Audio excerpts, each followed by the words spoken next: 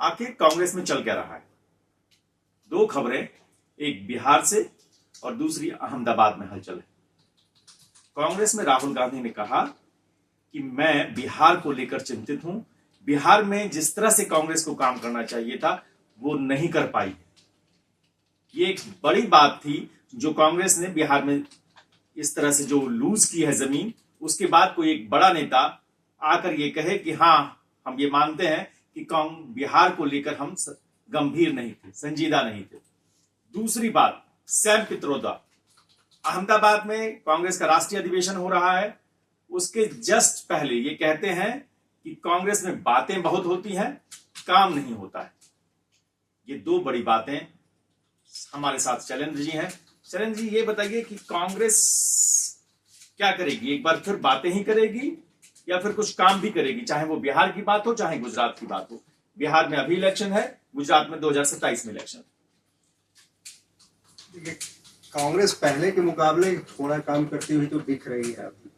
इसकी वजह कांग्रेस को थोड़ी उम्मीद जगी। उम्मीद जगने की दो वजह है। बिहार की अगर हम बात करें तो कांग्रेस को ये अच्छी तरह मालूम है कि कांग्रेस का इमरजेंस बिहार में तभी होगा जब नीतीश लालू का एरा खत्म हो जाएगा। उसे मालूम है कि ये क्षेत्रीय पार्टियां जब तक खत्म नहीं होगी कांग्रेस के लिए जमीन तैयार नहीं होगी, बीजेपी के अगेंस्ट में वो खड़ा नहीं हो पाएगी। अब लालू यादव राजनीति में अब निष्क्रिय हो चुके हैं। नीतीश कुमार के बारे में भी यही कहा जा रहा है। तो पहली बार बिहार में, दूसरी चीज यह है कि बिहार में पहली बार कांग्रेस ने एक ऐसे नेता को उभारा है जो लीड करने की स्थिति में दिख रहा है, कुछ विजन दिख रहा है उसका। तो उनको उम्मीद है कि बिहार में हम कुछ अच्छा कर पाएंगे। लेकिन मुझे लगता है कि अभी इतनी जल्दी तो वो अच्छा नहीं कर पाएंगे, अपनी जमीन तैयार नहीं कर पाएंगे। तो उनकी जो ये कवायद चल रही है बिहार में, उसका मुख्य मकसद मुझे लग रहा है कि वो आरजेडी से सीटों की बार्गेनिंग। एक चीज और कहते हैं हम लोग कि पूत के पांव पालने में दिखाई देते हैं। सदाकत आश्रम में कांग्रेस का बड़ा कार्यक्रम, राहुल गांधी वहां जाते हैं और बेगूसराय के बाद वहां पहुंचते हैं। कहा जा रहा है कि वहीं पर कार्यकर्ता मारपीट शुरू कर दी। यह अनुशासन ही नहीं होगा, चीजें बनेंगी ही नहीं तो बढ़ेंगी कैसे? जो उम्मीद आपको दिख रही है, आप जिस नेता की बात कर रहे हैं, मुझे लगता है कि आप कन्हैया से बहुत ज्यादा उम्मीदें लगा रहे हैं। कांग्रेस के नेता कन्हैया युवा नेता हैं, युवाओं को आप जोड़ सकते हैं, लेकिन पार्टी का जो बेस रहा है बिहार में, वो बेस, उसमें सीनियर एक चेहरा भी चाहिए होगा। बिहार ऐसा प्रदेश है कि सिर्फ युवाओं के भरोसे आप बड़ी रणनीति नहीं बना सकते। आपको एक ऐसा चेहरा भी सामने करना पड़ेगा जो लोगों को लगे कि हाँ, इसकी बात सब लोग सुन लेंगे। अब क्या आपको ऐसा लग रहा है कि कन्हैया कुमार की बात सारे लोग सुन लेंगे बिहार में? नहीं, कन्हैया की बात तो सारे लोग नहीं सुनेंगे। कन्हैया एक उभरते हुए नेता है और संगठन में अगर ये कुछ संगठन को मजबूत करने में उन्होंने वहाँ प्रदेश अध्यक्ष बदला है कास्ट समीकरण को देख करके। उसके बाद उन्होंने प्रदेश प्रभारी नया उन्होंने बनाया है, वो भी काफी एक्टिव है बिहार में। तो संगठन उनको सपोर्ट करेगा। लेकिन क्या है कि कांग्रेस को भी मालूम है कि कन्हैया कुमार कोई चमत्कार तो करेंगे नहीं। कन्हैया कुमार को उतारने का दो तीन मकसद है। एक तो यह है कि युवाओं को वो क्या कहते हैं कि पलायन रोको, नौकरी दो यात्रा, पदयात्रा कर रहे हैं। आज राहुल गांधी उसमें शामिल भी हुए। तो कन्हैया कुमार से युवाओं को जोड़ने की वो कोशिश कर रहे हैं। दूसरी चीज यह है कि राहुल गांधी ने आज जब वो श्री कृष्ण हॉल में वो संविधान पे भाषण दे रहे थे एक कार्यक्रम में, तो उन्होंने कहा कि भाई हमने अपनी पार्टी में, मैंने और खड़गे जी ने कह दिया है सारे नेताओं से कि भाई अब आपको बिहार के गरीबों के लिए काम करना है, पिछड़ों के लिए, अति पिछड़ों के लिए, दलितों के लिए काम करना है, अल्पसंख्यकों के लिए काम करना है। उन्होंने कहा कि हमने 40 जिला अध्यक्षों को बदला है। पहले 2/3 जिला अध्यक्ष सवर्ण जाति से आते थे, अब ऐसा है कि अब हमने 2/3 जिला अध्यक्ष जो हैं वो पिछड़े, दलित, अति पिछड़े समुदाय से आ रहे हैं। हालांकि उन्होंने इस बात को तो कहा, बात सच है लेकिन आधा सच है। सच्चाई ये है कि जिन जिलाध्यक्षों को उन्होंने बदला है उसमें सबसे अधिक 14 जिलों के अध्यक्ष जो हैं वो सवर्ण जाति से। तो एक तरफ उनकी कोशिश मुझे लग रही है कि ये थोड़ा पिछड़ा, खास करके पिछड़ा से ज्यादा अति पिछड़ा दलित और अल्पसंख्यक, ये एक समीकरण बनाने की है। दूसरी चीज यह है कि वो कन्हैया के जरिए रोजगार जैसा मुद्दा उठाकर युवाओं को थोड़ा अपनी ओर आकर्षित करने की कोशिश कर रहे हैं। तो मुझे लग रहा है कि अभी उन्होंने कई फ्रंट पे काम शुरू किया है। इतना उन्हें पता है कि इतनी जल्दी सफलता मिलनी नहीं है, लेकिन उनके लिए प्लस पॉइंट है कि अब लालू उस रूप में एक्टिव नहीं है। नीतीश के बारे में भी कहा जाता है कि उनका स्वास्थ्य साथ नहीं दे रहा है। और तेजस्वी यादव, वो क्या है कि वो कार्यकर्ताओं की पहुंच से बहुत दूर है। तेजस्वी यादव उस कैटेगरी के नेता नहीं है जो जमीन पर उतर के काम करते हैं। तो इनको लगता है कि आगे इसका फायदा इनको मिल सकता है। एक चीज और शैलेंद्र जी, मैं आपसे समझना चाहता हूं कि एक आप जो बात कह रहे हैं वही बात यहाँ उत्तर प्रदेश में अखिलेश के लिए कही जाती है कि बहुत बार वो कार्यकर्ताओं की पहुंच से दूर हो जाते हैं, लेकिन फिर भी जनता उनके साथ है। जब वो लोकसभा चुनाव में एक ऐसा नतीजा देते हैं जिससे लगता है कि नहीं, फाइट में है। तेजस्वी ने भी पिछली बार जो फाइट दी है उसके बाद उनका कद बढ़ा है, ऐसा नहीं है कि घटा है। अगर कांग्रेस ये सोचती है कि हम बिना तेजस्वी के कोई रणनीति बनाएंगे, तो फिर तो बहुत मीलों दूर, माने लग्घी से भी लग्घी से आप पानी निकालने की बात कर रहे हैं, तो वो भी संभव नहीं होगा। वो आपको अपने घटक दलों के साथ, अपने साथी दलों के साथ मिलकर रणनीति बनानी होगी। नहीं तो फिर वही होगा कि कहते रहिए। आप सैम पित्रोदा जैसा एक व्यक्ति आएगा जो आपका एनालिसिस कर देगा कि आप कहते तो बहुत कुछ है, करते कुछ नहीं है साहब। जी, इसीलिए मैंने कहा कि कांग्रेस को भी अच्छी तरह जरूर पता होगा कि भाई हमारे लिए इतनी जल्दी जमीन तैयार होने वाली नहीं है। परंपरागत अपने जो पुराने वोटर्स रहे हैं उनको अपने से जोड़ने की कोशिश कर रही है, लेकिन अभी जब चुनाव कुछ ही महीने दूर है तो इतना तो तय है कि राहुल गांधी की ये सारी कवायद इस बात के लिए है कि भाई आरजेडी से बार्गेन करके ज्यादा से ज्यादा सीट गठबंधन में हासिल किया जा सके।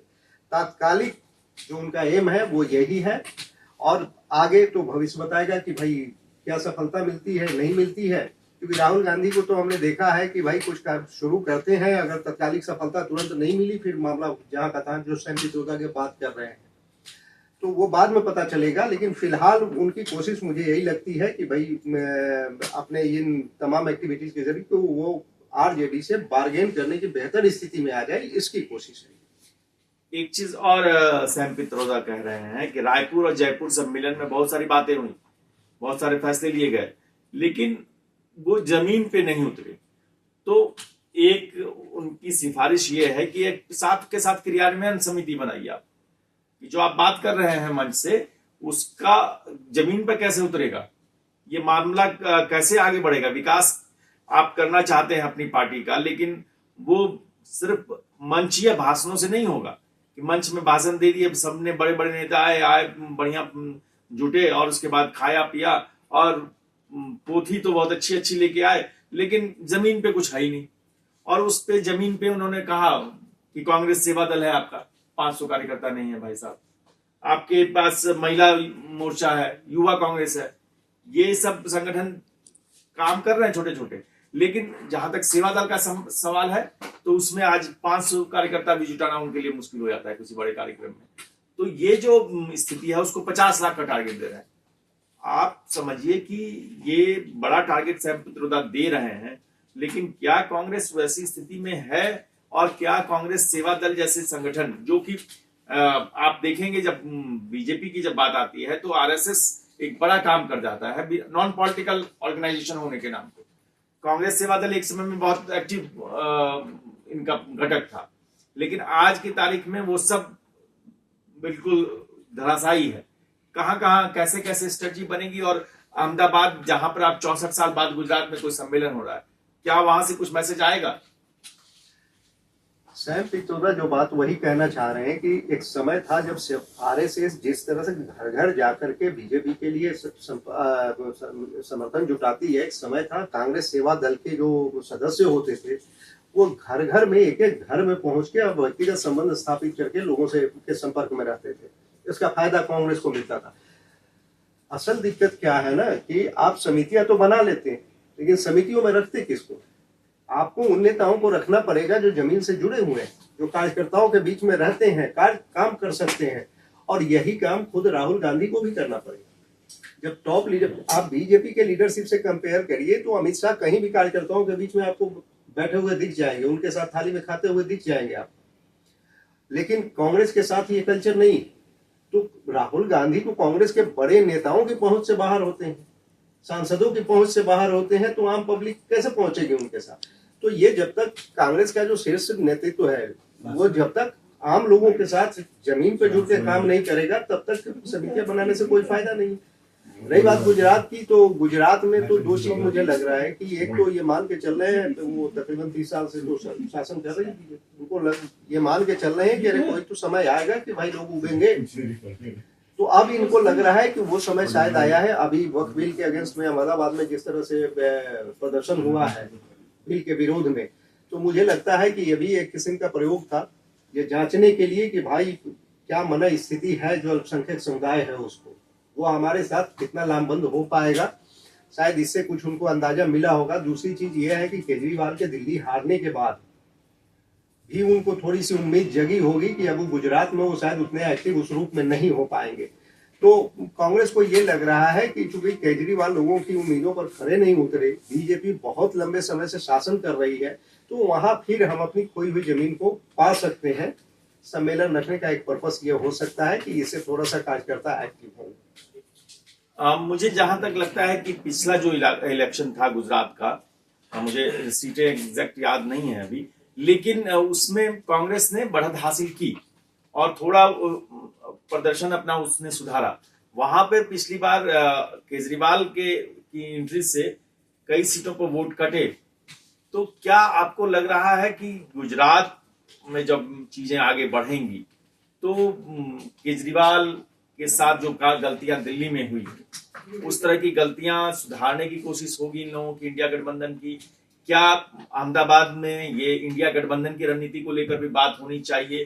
कैसे आप सिर्फ अपने बहुते जब जहां राजनीति नहीं कर पा रहे हैं, संगठन दल आपके साथ आते नहीं है, जब मन होता है ममता अलग चली जाती है, अखिलेश अलग चले जाते हैं, तो ये जो जोड़ने की बात आप जब करते हैं, आज भी एनडीए मोर और लेस बड़े मौके पर साथ आ जाता है, इंडिया गठबंधन अलग अलग छिटक जाता है, तो क्या कांग्रेस को लगता है कि वहां अहमदाबाद में वहां इस गठबंधन की राजनीति पर भी कुछ बड़े मंत्र निकलेंगे? मुझे लगता है कि कांग्रेस अभी तो मान के चल रही है कि अभी तो अकेले उसके लिए उसके बस में नहीं है, लेकिन उसको ये भी पता है कि भाई जहां क्षेत्रीय दल कमजोर हैं या नहीं है, वहां उसके लिए अपॉर्चुनिटी ज्यादा है कांग्रेस के लिए। तो मुझे लग रहा है कि कांग्रेस में शायद इस तरह का मंथन चल रहा है कि भाई हमें थोड़ा लॉन्ग रन के लिए सोचना है और हम ऐसा काम करें कि हमें किसी की इनकी जरूरत नहीं पड़े, हम अपनी जमीन जो हम लूज किए हैं उसको हम फिर से पाएं। लेकिन गुजरात में दिक्कत यह है कि लीडरशिप है नहीं उनके पास। अभी पिछले दिनों राहुल गांधी गए थे, उन्होंने कह दिया था कि कांग्रेस के तो दो तरह के कार्यकर्ता हैं, एक वो हैं जो जी जान से पार्टी से जुड़े हुए हैं और दूसरे वो हैं जो बीजेपी के लिए काम करते हैं कांग्रेस कार्यकर्ता। इससे बड़ी चर्चा हुई थी इस बयान की। तो गुजरात में उनके साथ जो एक दिक्कत है वो ये है कि उनको वहाँ लीडरशिप की कमी है, वहाँ उनके पास लीडर नहीं है। अब इससे पार्टी कैसे निपटेगी, मुझे लगता है मंथन में इस पर कुछ चर्चा होगी। तो ये जो बड़ा दिन है कांग्रेस के लिए भी, और एक निगाह अहमदाबाद पर रहेगी राजनीतिक हलचल पे। हमें देखना होगा कि कांग्रेस ये जो मौजूदा दौर है उसकी राजनीति का, उससे कैसे बाहर निकलती है, और सैम पित्रोदा जैसे आलोचक जो कह रहे हैं कांग्रेस को, वो किस तरह से टॉप लीडरशिप इस बयान को लेती है और बात कम काम ज्यादा वाली रणनीति कैसे बनती है। देखते हैं क्या सदाकत आश्रम जैसा हंगामा कहीं अहमदाबाद में होगा या फिर अनुशासन के तहत एक चर्चा होगी और एक नई रणनीति बनकर वहां से आएगी। देखते रहिए न्यूज कॉरिडोर्स। आप कमेंट करके बताइए कि क्या राहुल गांधी जो राजनीति कर रहे हैं, जो रणनीति बना रहे हैं, उसका फायदा बिहार और गुजरात में मिलेगा। देखते रहिए न्यूज कॉरिडोर्स। न्यूज कॉरिडोर्स आप हमें यूट्यूब पर, इंस्टाग्राम पर, एक्स पर और फेसबुक पर फॉलो कर सकते हैं।